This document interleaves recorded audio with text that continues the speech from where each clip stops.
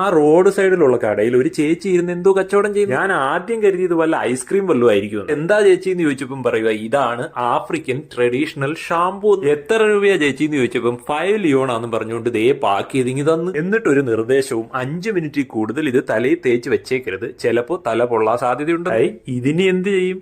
സ്വന്തം തലയെ പരീക്ഷിക്കാൻ ഒക്കത്തില്ല. ആകെ 4, 3, 7 കൂടെ ഉള്ളേ, അതുകൂടെ പോയാൽ തീർന്നു. ഞാൻ അവിടെ നിന്ന് ചേട്ടന്റെ അടുത്ത് ചോദിച്ചു, ചേട്ടോ ഇത് എങ്ങനെയാ ഉപയോഗിക്കുന്നതെന്ന് കാണിച്ചു തരാമോ? ചേട്ടന്റെ അടുത്ത് ചോദിക്കുന്ന കേട്ടോണ്ട് 3-4 ചേച്ചിമാരും ഓടി വന്നിട്ട് പറയുക ഞങ്ങൾക്കും തേക്കണം. അങ്ങനെ ചേട്ടന്റെ തലയെ മുഴുവൻ വാരി പൊത്തി വെച്ചിട്ട് 5 മിനിറ്റ് അവിടെ ഇരിക്കട്ടെ എന്ന് പറഞ്ഞിട്ട് ദേ അടുത്ത ചേച്ചി തേക്കാൻ തുടങ്ങി.